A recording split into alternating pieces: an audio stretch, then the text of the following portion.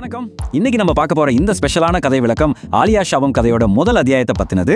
வாங்க, எந்த தாமதமும் இல்லாம நேரடியா கதைக்குள்ள போயிடலாம். நவீன அறிவியலுக்கும் பல நூறு வருஷ பழமையான அமானுஷ்ய சக்திக்கும் நடுவில் நடக்கிற ஒரு பயங்கரமான மோதலை தான் இப்போ நம்ம டிகோட் பண்ண போறோம். உன் காலக்கெடு தொடங்கிடுச்சு ஹென்றி. ஜஸ்ட் யோசிச்சு பாருங்க, நடு ராத்திரியில நீங்க தனியா இருக்கும்போது இந்த மாதிரி ஒரு குரல் கேட்டா எப்படி இருக்கும்? இந்த நடுங்க வைக்கிற வார்த்தைகள் தான் கதையோட மிகப்பெரிய டர்னிங் பாயிண்ட். ஆனா வெறும் அறிவியலை மட்டுமே நம்புற நம்ம ஹீரோ ஹென்றி எப்படி இந்த இருண்ட வலைக்குள்ள சிக்கினா, கொஞ்சம் பின்னோக்கி போய் இந்த திகில் பயணம் எங்க ஆரம்பிச்சதுன்னு பார்ப்போம். வருஷம் 2026, பெங்களூரு நகரம். ஒரு பக்கம் நரம்புகள்ல ஓடுற மின்சாரம் மாதிரி பயங்கர பிஸியா என்கிற ஒரு மாடர்ன் சிட்டி. ஆனா அதுக்கு நேர்மாறா அந்த பரபரப்பான சிட்டியோட மைய பகுதியில 45 வருஷமா ஒரு பறவை கூட நுழையாத துருப்பிடிச்ச இரும்பு கேட்டுகளோட ஒரு கரை மாதிரி அனாதையா நிக்குது அந்த ஆலியா அபார்ட்மெண்ட். இங்க ஒரு சுவாரஸ்யமான முரண்பாட்டை கவனிச்சிங்களா? ஒரு பக்கம் நம்ம ஹென்றி, ஒரு சிவில் இன்ஜினியர், எண்களையும் லாஜிக்கை மட்டுமே முழுசா நம்புற ஆளு. பேய்கள், அமானுஷ்யம் இதெல்லாம் அவருக்கு சுத்தமா செட் ஆகாது. ஆனா மறுபக்கம் அந்த இடத்தோட சூழலை பாருங்க. ஒரு அடர்ந்த நிசப்தம், அழுகிய வாடை, கண்ணுக்கு தெரியாத ஏதோ ஒரு அமானுஷ்ய சக்தி அங்க காத்துக்கிட்டு இருக்கு. மெட்ரோ ஜங்ஷன் வேலைக்காக வந்த ஒரு சாதாரண மனுஷன் எவ்வளவு பெரிய ஆபத்துக்குள்ள காலடி எடுத்து வைக்கிறான்னு இது நமக்கு ரொம்ப தெளிவா காட்டுது. அந்த பில்டிங்குள்ள அவங்க நுழைஞ்ச அடுத்த செகண்ட் சிட்டியோட அத்தனை டிராபிக் சத்தமும் டக்குன்னு மாயமாயிடுச்சு. அது ஒரு சாதாரண அமைதி கிடையாதுங்க. ஏதோ ஒரு பெரிய ஆபத்தை சொல்ல துடிக்கிற மாதிரியான ஒரு கனமான மௌனம். அதை விட கொடூரம் அங்க வீசின அந்த விசித்திரமான வாசனை. அது பழைய சிமெண்ட் வாசனையோ இல்ல சாதாரண அழுகிய வாடையோ கிடையாது. பல வருஷங்களா காத்து கூட போகாத ஒரு கல்லறையோட வாசனை அது.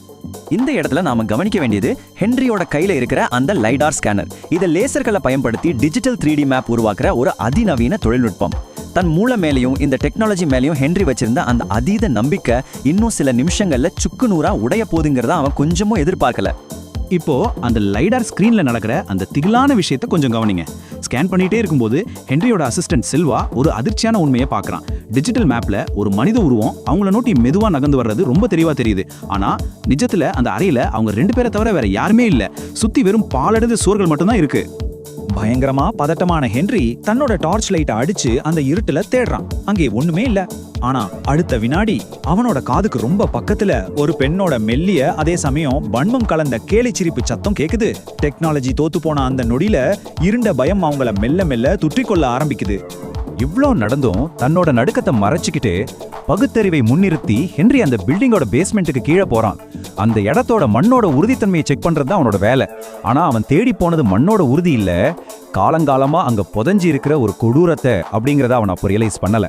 அங்க நடக்கிற விஷயங்களோட வேகத்தை கவனிங்க. முதல்ல தரையில ஒரு இடம் மட்டும் லேசா மேடா இருக்கிறத பாக்குறான். கொஞ்சமும் தயங்காம மண்வெட்டியால அதை தோன்றான்.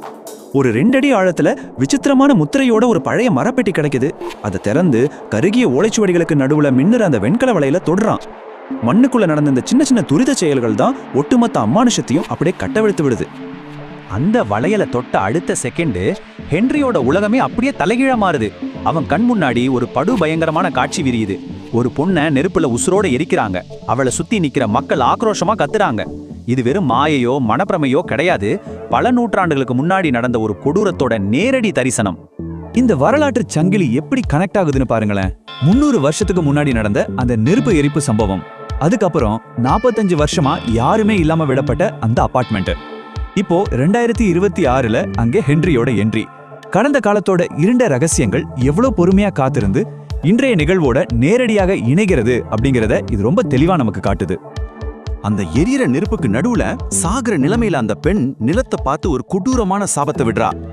ஏன் ரத்தம் படிஞ்ச இந்த மண்ணுல யார் கால் வச்சாலும் அவங்க ரத்தம் கக்கிச்சாவாங்க. இந்த வார்த்தைகள்ல இருக்கிற அந்த ஆக்ரோஷத்தை நீங்களே ஃபீல் பண்ணி பாருங்க.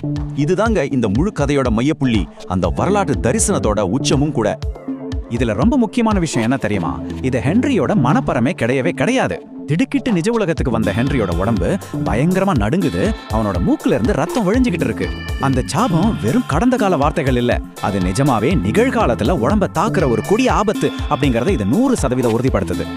பயத்துல உறைஞ்சு போன ஹென்றி அந்த வெண்கல வளையலை தன்னோட வீட்டுக்கே எடுத்துட்டு வந்துடுறான்.